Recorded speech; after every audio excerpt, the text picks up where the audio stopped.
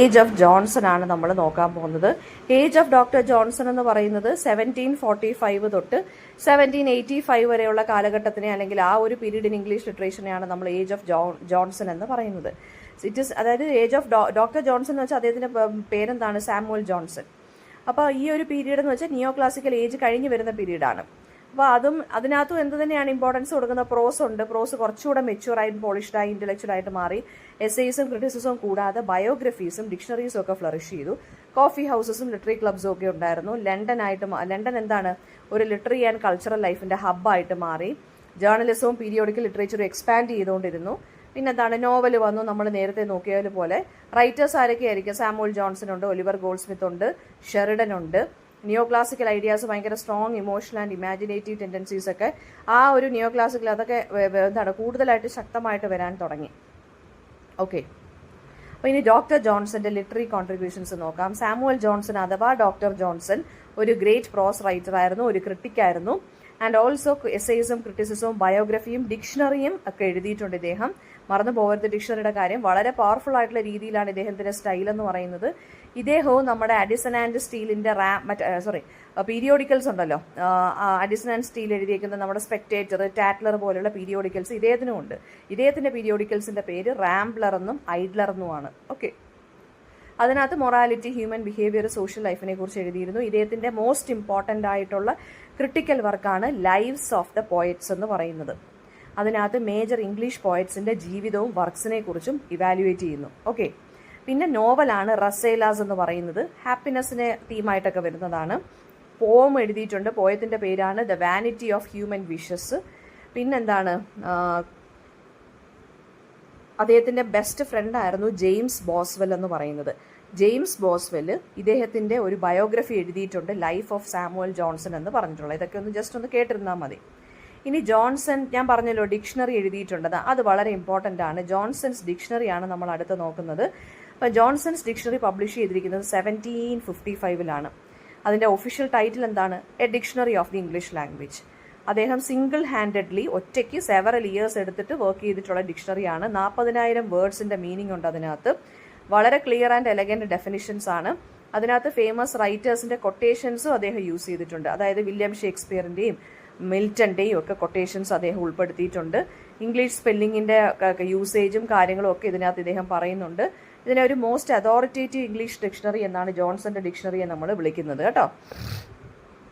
And next one is transitional poetry എന്ന് വെച്ചാൽ എന്താണ്, അതായത് നിയോ ക്ലാസിക്കൽ ഏജിൽ നിന്ന് റൊമാൻറ്റിക് ഏജിലോട്ട് പോകുന്ന ആ ഒരു പീരീഡ് ഓഫ് ചേഞ്ച് ഉണ്ടല്ലോ, അതിനെയാണ് ആ വഴിത്തിരിവ് എന്ന് പറയുന്നത്. നമ്മൾ ആ ഒരു ടേണിംഗ് പോയിന്റിനെയാണ് നമ്മൾ ട്രാൻസിഷണൽ പോയട്രി എന്ന് പറയുന്നത്. ട്രാൻസിഷൻ എന്ന് വെച്ചാൽ ചേഞ്ച്. അപ്പോൾ അത് ലേറ്റർ 18th സെഞ്ചുറിയിലാണ് ഹാപ്പൻ ചെയ്തത്. അതായത് ആ നിയോ ക്ലാസിക്കൽ ഏജിന്റെ റെസ്ട്രിക്ഷൻസ് എല്ലാം മാറി പതുക്കെ ഇന്റലക്ച്വൽ ആയിട്ടുള്ള കാര്യങ്ങൾക്കായിരുന്നല്ലോ അന്ന് ഇമ്പോർട്ടൻസ് കൊടുത്തത്. അതിൽ നിന്ന് മാറി പതുക്കെ ഇമോഷണൽ എക്സ്പ്രഷൻ ഇമ്പോർട്ടൻസ് കൊടുക്കുന്ന ഒരു ഏജാണ് ഈ ഒരു ട്രാൻസിഷണൽ പോയട്രി എന്ന് പറയുന്നത്.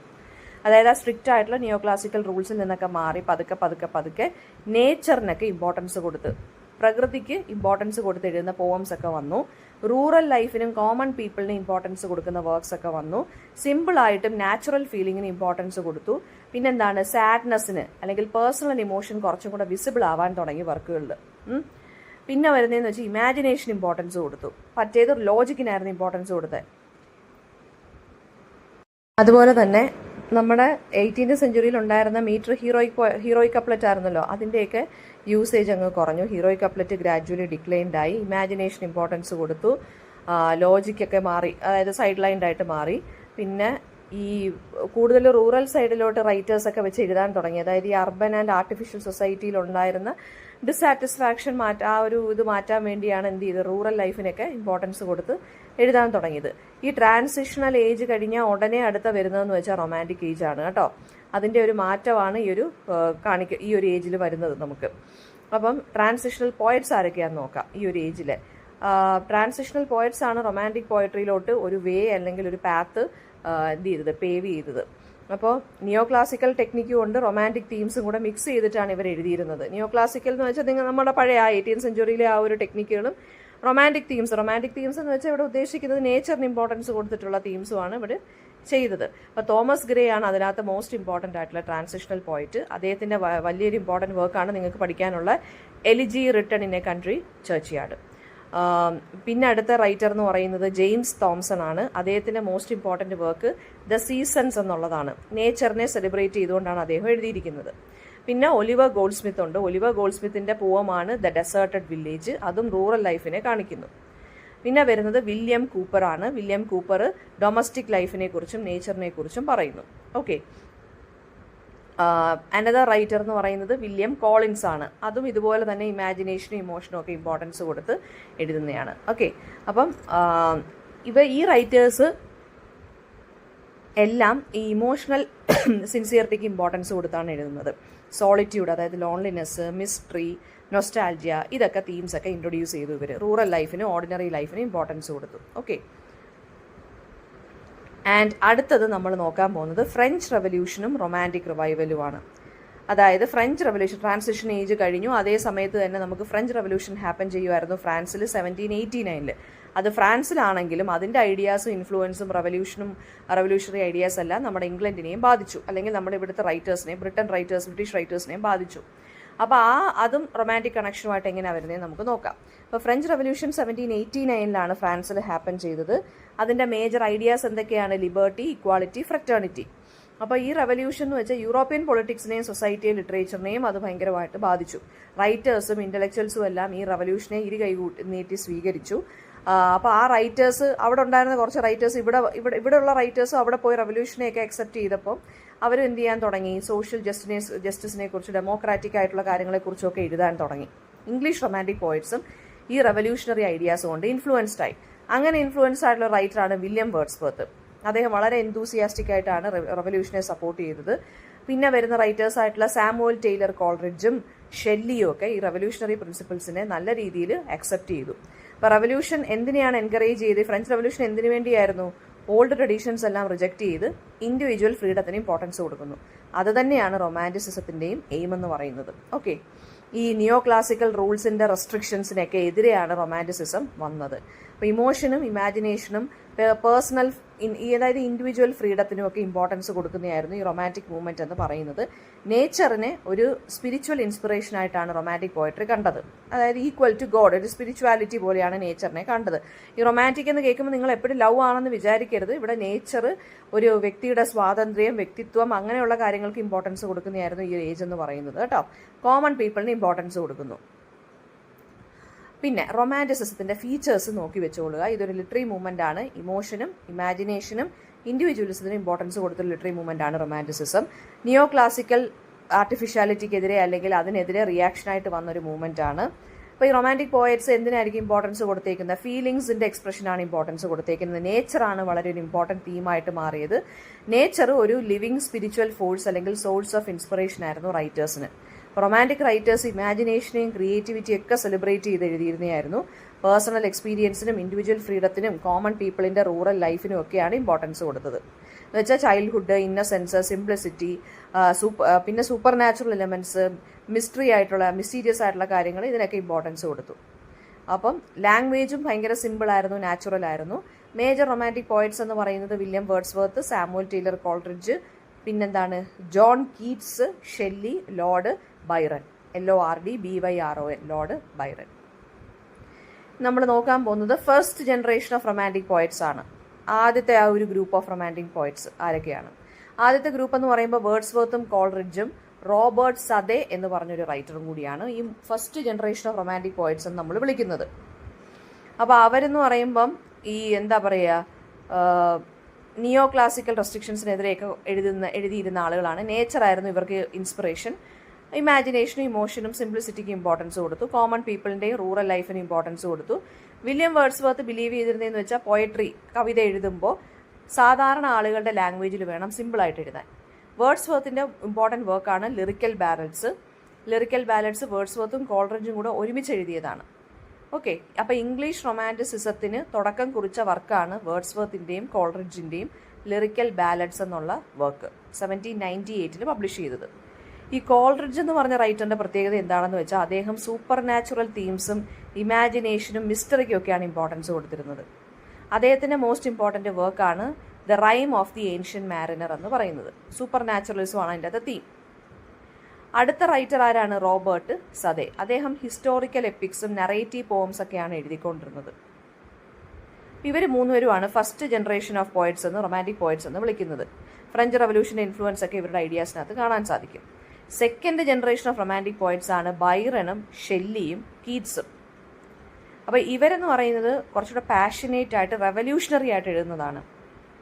റെവല്യൂഷണറി എന്ന് വെച്ചാൽ കുറച്ചും കൂടെ ഭയങ്കര വലിയ തോതിലാണ് എഴുതുന്നത്. ഫസ്റ്റ് ജനറേഷനെക്കാട്ടിലും കുറച്ചുകൂടെ വലിയ തോതിൽ പാഷനെക്കുറിച്ച് റെവല്യൂഷണറി ആയിട്ടുള്ള കാര്യങ്ങളൊക്കെയാണ് ഇവർ എഴുതുന്നത്. ഇമാജിനേഷനൊക്കെ ഭയങ്കര കുറച്ചുകൂടെ അഗ്രസീവായിട്ടുള്ള രീതിയിലാണ്. ഇൻഡിവിജ്വൽ ഫ്രീഡത്തിന് റിബല്യനുമാണ് ഇവർ ഇമ്പോർട്ടൻസ് കൊടുത്തത്. ലോർഡ് ബൈറൻ്റെ ഒരു ഫേമസ് ആയിട്ടുള്ള ഒരു ക്യാരക്ടറാണ് ബൈറോണിക് ഹീറോ എന്ന് പറയുന്നത്. വളരെ പ്രൗഡായിട്ടുള്ള ഒരു റിബല്യസ് ക്യാരക്ടറാണ് ബൈറോണിക് ഹീറോ എന്ന് വെച്ചാൽ അദ്ദേഹത്തിൻ്റെ വർക്കുകളിൽ വരുന്ന ഒരു ക്യാരക്ടർ ടൈപ്പാണ് ബൈറോണിക് ഹീറോ എന്ന് പറയുന്നത്. അദ്ദേഹത്തിൻ്റെ മോസ്റ്റ് ഇമ്പോർട്ടൻറ്റ് വർക്കാണ് ചൈൽഡ് ഹെറോൾഡ്സ് പിൽഗ്രിമേജ് എന്ന് പറയുന്നത്. അഡ്വഞ്ചറസ് ആയിട്ടുള്ളൊരു ഇതാണ്, സ്റ്റോറിയാണ്. പിന്നെ ഷെല്ലി കുറച്ചുകൂടെ റെവല്യൂഷണറി ആണ്, ഐഡിയലിസ്റ്റിക് ആണ്. ഷെല്ലിയുടെ ode to the west wind എന്ന് പറയുന്നത് ഈ റെവല്യൂഷണറി ഐഡിയാസ് ഒക്കെ ഉള്ളൊരു കവിതയാണ്. ജോൺ കീറ്റ്സ് ആണ് അടുത്ത്. അദ്ദേഹം ബ്യൂട്ടിക്കും ആർട്ടിനുമാണ് ഇമ്പോർട്ടൻസ് കൊടുത്തത്. മോസ്റ്റ് ഇമ്പോർട്ടൻറ്റ് വർക്ക് എന്ന് പറയുന്നത് ഓഡ് ടു എ നൈറ്റിംഗേൾ. അപ്പോൾ ഈ സെക്കൻഡ് ജനറേഷൻ ഓഫ് പോയറ്റ്സ് എന്ന് പറയുന്നത് പേഴ്സണൽ സഫറിങ്, സോഷ്യൽ ക്രിറ്റിസിസം ഒക്കെ ഫേസ് ചെയ്തിരുന്നു. അപ്പോൾ അവരുടെ കവിതയ്ക്കകത്ത് കുറച്ചുകൂടെ ഇമോഷൻസ് ഒക്കെ ഇൻറ്റൻസ് ആയിരുന്നു. ക്ലാസിക്കൽ മിത്തോളജിയും വന്നിട്ടുണ്ട് ചിലരുടെയൊക്കെ വർക്ക്സിനകത്ത്. ഇനി നമ്മൾ നോക്കാൻ പോകുന്നത് ഫെലീഷ്യ ഹെമൻസിൻ്റെ ലിറ്ററി കോൺട്രിബ്യൂഷനാണ്. അവരൊരു റൊമാൻറ്റിക് ഇറ പോയറ്റാണ്. അവർ ഒരു ഫീമെയിൽ റൈറ്ററാണ്. സോ അവരുടെ പോയട്രി എന്ന് വെച്ചാൽ 19th സെഞ്ച്വറിയിൽ വളരെ പോപ്പുലറായി. അപ്പോൾ ഫെലീഷ്യ ഹെമൻസിൻ്റെ പോയട്രിക്കകത്ത് പേട്രിയോട്ടിസം, ഡൊമസ്റ്റിക് ലൈഫ്, സാക്രിഫൈസ് ഇതൊക്കെയാണ് വന്നുകൊണ്ടിരുന്നത്. സ്ത്രീകളുടെ ഇമോഷൻസും എക്സ്പീരിയൻസും ഉണ്ട്. പിന്നെ അവരുടെ മോസ്റ്റ് ഇമ്പോർട്ടൻ്റ് പോവമാണ് കാസബിയാങ്ക എന്ന് പറയുന്നത്. കാസബിയാങ്ക. ആ പോവത്തിനകത്തൊരു ബോയുടെ സ്റ്റോറിയാണ്. ആ ബോയും അച്ഛനും തമ്മിലുള്ളൊരു റിലേഷൻ, നേച്ചറും ഹിസ്റ്റോറിക്കൽ തീംസും ഒക്കെ വരുന്നുണ്ട്. സ്ത്രീകളെ അവർ പോർട്രേ ചെയ്യുന്നത് വളരെ emotionally strong and dignified figure ആയിട്ടാണ്. നെക്സ്റ്റ് വരുന്നതെന്ന് വെച്ച് കഴിഞ്ഞാൽ ചാൾസ് ലാംബാണ്. നമ്മൾ എസ്സേയ്സിനെ കുറിച്ചാണ് നോക്കുന്നത്, എസ്സേയിസ്റ്റുകളെ കുറിച്ച്. എസ്സേയിസ്റ്റിനെ നോക്കുകയാണെന്നുണ്ടെങ്കിൽ ചാൾസ് ലാംബ് ഒരു ഗ്രേറ്റസ്റ്റ് ഇംഗ്ലീഷ് എസ്സേയിസ്റ്റ് ആണ്. റൊമാൻറ്റിക് ഏജിലെ പേഴ്സണൽ എസ്സേയ്സ് എഴുതുന്ന ആളാണ് ചാൾസ് ലാംബ്. അപ്പോൾ അദ്ദേഹത്തിൻ്റെ പെൻ നെയിം എന്താണ്? ELIA, Elia. അദ്ദേഹത്തിൻ്റെ എസ്സേയ്സിൻ്റെ കളക്ഷനെ വിളിക്കുന്നതും എസ്സേയ്സ് ഓഫ് ഈലിയ എന്നാണ്. വളരെ കോൺവെർസേഷണൽ ആയിട്ടുള്ള രീതിയിൽ ഹ്യൂമറസ് ആയിട്ട് ഇമോഷണൽ ആയിട്ടാണ് ഇദ്ദേഹം എഴുതുന്നത്. ചൈൽഡ്ഹുഡ് മെമ്മറീസിനെ കുറിച്ച് ഇദ്ദേഹത്തിൻ്റെ പേഴ്സണൽ എക്സ്പീരിയൻസും ഒക്കെയാണ് ഇദ്ദേഹം എസ്സേയ്ക്ക് എഴുതുന്നത്. അപ്പോൾ അതുകൊണ്ടാണ് പേഴ്സണൽ എസ്സേയ്സ് എന്ന് ഇദ്ദേഹത്തിൻ്റെ എസ്സേകളെ വിളിക്കുന്നത്. നൊസ്റ്റാൾജിയ ഉണ്ട്. അതുപോലെ തന്നെ പിന്നെ അദ്ദേഹത്തിൻ്റെ എസ്സേ വളരെ ഫേമസ് ആയിട്ടുള്ളൊരു എസ്സേ ആണ് ഡ്രീം ചിൽഡ്രൻ എ റെവറി എന്ന് പറയുന്നത്. അത് ഇമോഷണലുമാണ്, ഓട്ടോബയോഗ്രഫിക്കലുമാണ് കേട്ടോ. പിന്നെ റൊമാൻറ്റിക് റൈറ്റേഴ്സുമായിട്ട് ക്ലോസ് ഫ്രണ്ട്ഷിപ്പ് ഉണ്ടായിരുന്നു ഇദ്ദേഹത്തിന്. ഇമോഷണലായിട്ട് എഴുതുന്നതായിരുന്നു ഇദ്ദേഹത്തിൻ്റെ ഒരു പ്രത്യേകത എന്ന് പറയുന്നത്. ഈ ചാൾസ് ലാംബിൻ്റെ സിസ്റ്ററാണ് മേരി ലാംബ്. അടുത്ത റൈറ്റർ അവരാണ്. അപ്പം മേരി ലാംബും ചാൾസ് ലാംബും കൂടെ ഒരുമിച്ച് എഴുതിയ ഒരു വർക്കാണ് ടെയിൽസ് ഫ്രം ഷേക്സ്പിയർ. അതായത് ഷേക്സ്പിയറിൻ്റെ നാടകങ്ങളെ സിംപ്ലിഫൈ ചെയ്ത് കുട്ടികൾക്ക് വായിക്കാൻ പറ്റുന്ന രീതിയിൽ അവർ ഇറക്കി. ആ ഒരു വർക്കാണ് ടെയിൽസ് ഫ്രം ഷേക്സ്പിയർ. പിന്നെ എന്താണ്, മേരി ലാംബ് ഷേക്സ്പിയറിൻ്റെ കോമഡി പ്ലേസിനെ കുറിച്ച് എഴുതി, ചാൾസ് ലാംബ് ട്രാജഡി പ്ലേയെക്കുറിച്ച് എഴുതി. ഈ വർക്കിനകത്ത് വളരെ സിമ്പിൾ, ക്ലിയർ ആൻഡ് ഗ്രേസ്ഫുൾ ആയിട്ടുള്ള സ്റ്റൈലായിരുന്നു മേരി ലാംബിൻ്റേത്. ചിൽഡ്രൻസ് ലിറ്ററേച്ചറിലായിരുന്നു ഇവർ കൂടുതൽ കോൺട്രിബ്യൂഷൻസ് നൽകിയത്. പിന്നെ അവരുടെ ലൈഫിലും പേഴ്സണൽ ട്രാജഡിയും മെൻ്റൽ ഇൽനെസ്സും ഒക്കെ ഉണ്ടായിരുന്നു. പക്ഷേ ബ്രദറും സിസ്റ്ററും തമ്മിൽ നല്ല റിലേഷനായിരുന്നു കേട്ടോ. അപ്പോൾ ഷേക്സ്പിയറിനെ യങ് റീഡേഴ്സിന് പരിചയപ്പെടുത്തി കൊടുത്തത് മേരി ലാംബാണ്, അത് മറന്നു പോകരുത്. നെക്സ്റ്റ് എസ്സേയിസ്റ്റ് എന്ന് പറയുന്നത് വില്യം ഹാസ്ലിറ്റ് ആണ്. വില്യം ഹാസ്ലിറ്റ് റൊമാൻറ്റിക് ഏജിലെ ഒരു എസ്സേയിസ്റ്റുമാണ്, ക്രിട്ടിക്കുമായിരുന്നു.